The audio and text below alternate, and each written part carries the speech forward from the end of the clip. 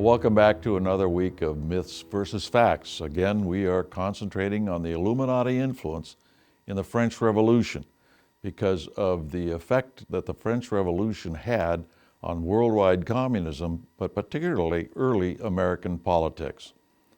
During the sojourn of Benjamin Franklin and Thomas Jefferson in France, the influence of the Illuminati was paramount in the various lodges and societies frequented by these two gentlemen, particularly the Lodge of the Nine Sisters. John Paul Jones and Thomas Paine also frequented this lodge. Now, the differences between lodges and societies was that generally, but not always, societies had membership, but not initiation, and lacked ritual common to secret societies. Lodges, however, were based on the standard fare of secrecy and the idea of becoming part of a higher order above the common man. Such institutions catered to those who felt above other people or who wanted to become better than others by the companionship and ostensive secret knowledge of the ages, as if such knowledge did not leak out over the centuries. Such was the example of the Rosicrucians. Now, the records of the Lodge of the Nine Sisters, and frequented by the previously mentioned Americans, were confiscated by the Gestapo, so we do not have a good record of those who attended or who were the Illuminists, whether they allowed non-initiates to attend from time to time or not. It is known that they held special affairs where it was more open. For instance, when they initiated the feeble Voltaire as a god, where he was led to the ceremony on the arm of Benjamin Franklin. Voltaire died a few months later. It was Voltaire who suggested a secret society based on what became the Illuminati and its program, although there is no direct evidence that there is a connection. Another lodge frequented by Americans was the Humanidad Lodge, a Rosicrucian entity.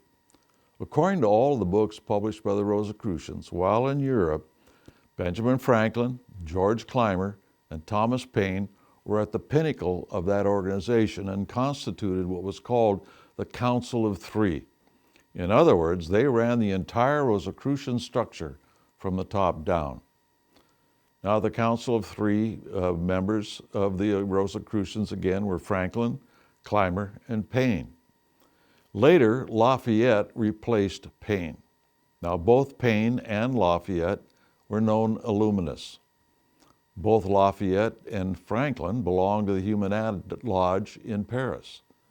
It was Rosicrucian, and no historian refutes the fact that Lafayette and Franklin were part of this lodge.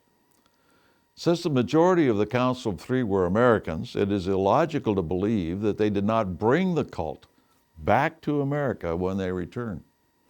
There is no evidence of this in any form, that we're aware of at least, but the circumstantial evidence would seem to be so, since the Council of Three would be revived to the surface once again about 35 years later, and this time in America. More on this aspect in a future segment. Rosicrucianism is far more difficult to research than Illuminism, and apparently there's an overlapping aspect between the two organizations, even though the Rosicrucians claim to be an enemy of the Illuminati. What facts are known make this claim suspect. In fact, one of the levels of membership within the Rosicrucian is known as the Illuminati. Also, the early Rosicrucian Council always contained a member of the Illuminati. We have seen some of the writings and publications of modern Rosicrucians that are for their members only. They're steeped in ancient Egyptian religion as well as humanism. They are quite bizarre, and it makes one wonder how modern man can believe in such mysteries. They are nothing new, and rather ancient Egyptian Book of the Dead tripe. Years ago, they used to advertise for followers in the National Review magazine. We know that regardless of the truth of the matter, Franklin, Jefferson, and other Americans living in France brought back with them to America a religion that was decidedly anti-Christian and in some cases anti-God. We will discuss these matters in future segments dealing with the direct influence of the Illuminati through France. Let us add here that what we are presenting is not a detailed account of the Illuminati.